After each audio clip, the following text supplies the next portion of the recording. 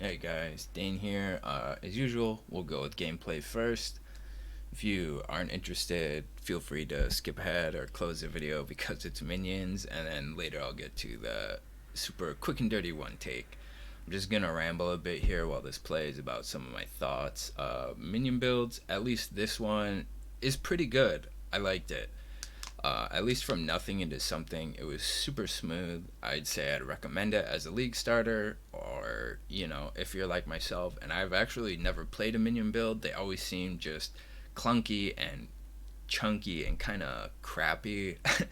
And I just want to see what all the minion players cry about every season, because it's always like a minion apocalypse with those guys. So from rags to riches, the game was pretty darn easy, a lot of fun. I would say in the defense of the Dom Blow mains that after this patch, prior, the skill really seems like unusable.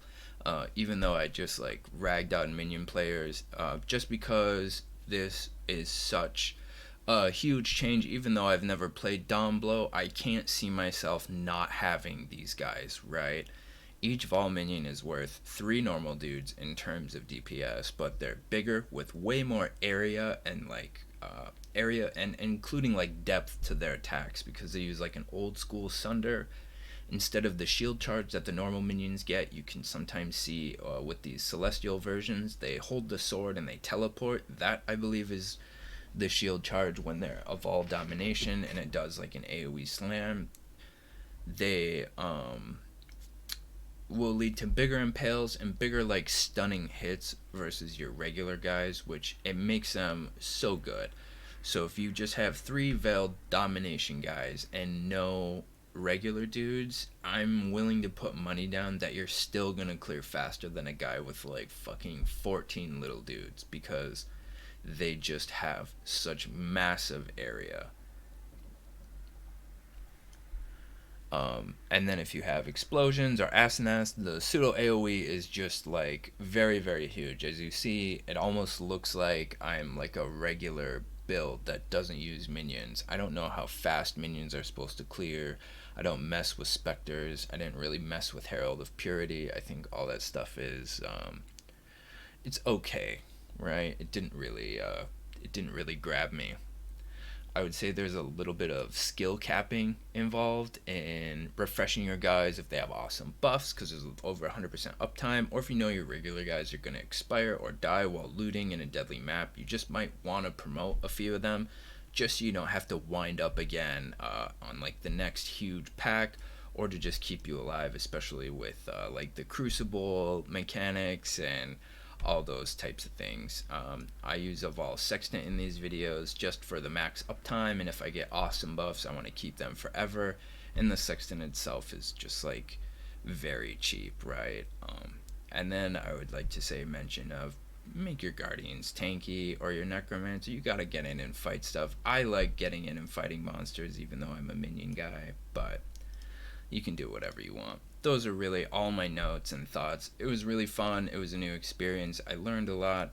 And if you're interested in minion builds, I guess I would say I really recommend Dominating Blow if you are able to get the Vaal domination, uh, as early as it's feasible for you, right? Like that's really what changes the skill and makes it so amazing. So that's all I got for you. There's like another minute or two of footage, and then I'll go to the nasty one take, and hope you like the little overview.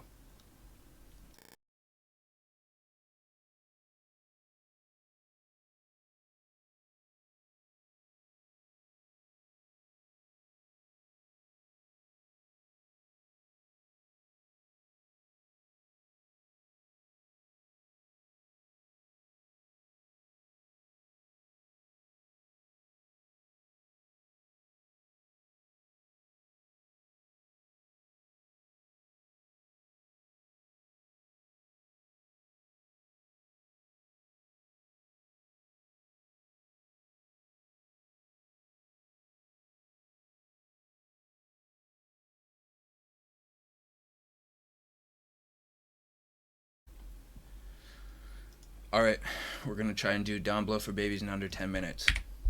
Passives calls it like I sees it. Start here, boom, boom, boom, boom, boom. Grab all this. I like to go to Sanctity because I'm a weenie. I like to be thick AF in the campaign.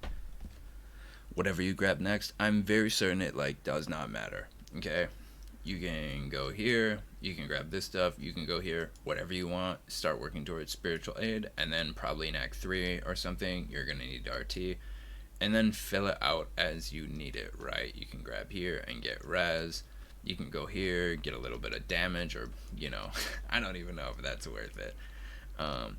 Other things minion players do that I've seen, and I don't do myself, seeing as this is my first minion character, they go the Cluster Jewel with the Double Covenant. That's a lot of damage. They have +2 Helmet, which I'll go over in a second, and Darkness Enthroned. Besides covering more minion stuff over here, I would say do it to taste. I don't think I do anything crazy as far as the ascendancies. This is like pretty extremely basic. Gear. I don't have +2 on the helm. You can have +2 on yours. It's a lot of damage. I haven't crafted it. I'm level 98. I'm probably not going to craft it. Aegis, it doesn't die. Scourge, it's the Dawn Blowclaw, right? If you want one of these, search for every mod you are willing to have of every tier. I might be searching it wrong, but when I search for the lower tier, the lowest of the tier, it does not show me higher tiers. It's a pretty crap market for claws and Dawn Blow in general. If you choose to do a minion stick, I have no words of advice for you. Make your +3 minion stick, or you know, whatever the other people that use staves do. Awesome. I don't have Darkness Enthroned. You see all that ES? That's called not dying. SNS. I have +2 corruption on here. I have it for clear. I have to recurse vulnerability on bosses. I don't really care. I have crappy minions in here. The ones that help me start winding up and give me feeding frenzy support. I'll show you the last gloves I had. Oops. Here we go. Fizz leeches life for little extra regen, +1 strike. When I didn't have that, it was just minion damage, and as you can see, it's a whole bunch of stats, right? So pretty generic here. Defense, recovery, movement speed is defense. Alright, vulnerability, damage, flesh offering mandatory, convocation mandatory, defense, movement, okay? This is an aura, it's damage reduction and caps out your impaled. Defense, alright, movement, utility for your bodies for flesh offering, defense, precision to cap your minions, arrogance, you get the +1 max res and you don't have to put on mana here, pride, determination, wow, what a shocker. Dominating blow, I went with divergent because I think CDR is cooler. The big guys have like a teleport slam, they have like old school Sunder thing, they're like really cool, and I don't want more regular dudes. Sometimes they clog up doorways. Sometimes you have so many that they all can't hit a boss. Maybe that's a personal problem. Maybe I'm a noob, but whatever. I don't really care. I like the Divergent thing. Divergent minion speed for CDR.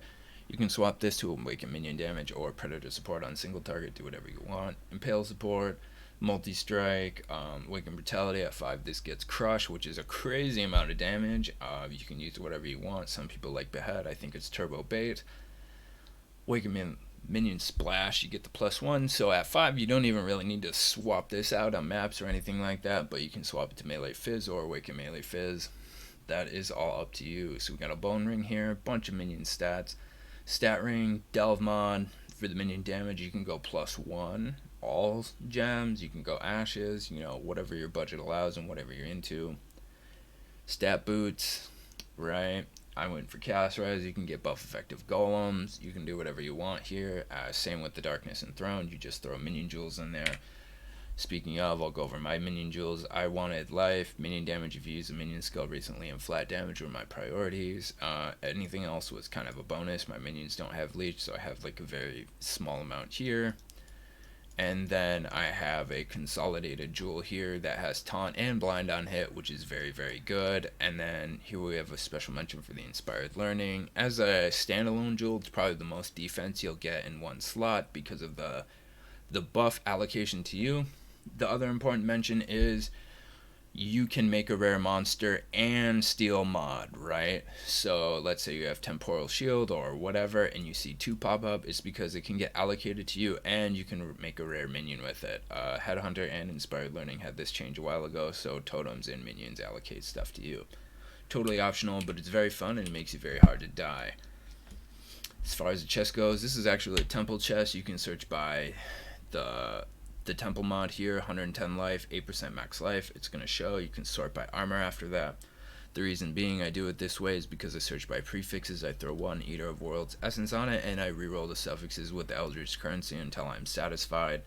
I run a Veil Sextant on my maps that has no lockout on my skills, because then I can steal a couple rares early and infinitely refresh them as I see fit, even Soul Eater at that point.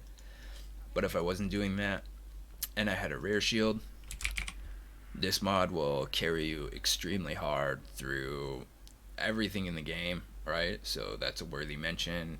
And yeah, I think that's about it. I want to say that's down below in like 5 minutes. Let's go over the leveling skills quick. So we go up to 7 minutes here. So Smite, Zombies. Smite is like your main juice here. You're going to want like your banner, Vitality, links for your zombies, just kind of like fudge it up until you get Absolution. Then link your Absolution and have your Smite, and that's going to carry you like all the way until Act 3. On your Absolution, Fist of Light, minion speed, added fire control, destruction are all options here. Convocation, whenever you can afford it. And then in Act 3, once you get Dawn Blow, you're going to want like Dawn Blow, Ancestral Call, Minion Speed, Splash until you get Multi-Strike, and then you can swap out your Ancestral Call until Multi-Strike, and you're good to go. You're like set up, fill out your gear, sockets, your socket pressure as you need at this point. Really, it's actually that simple. It's that easy. So if you're interested in Dawn Blow, I would say give it a try. It's pretty solid. I was able to just go through the game as is, pretty much SSF or whatever, and have a good time. There you go.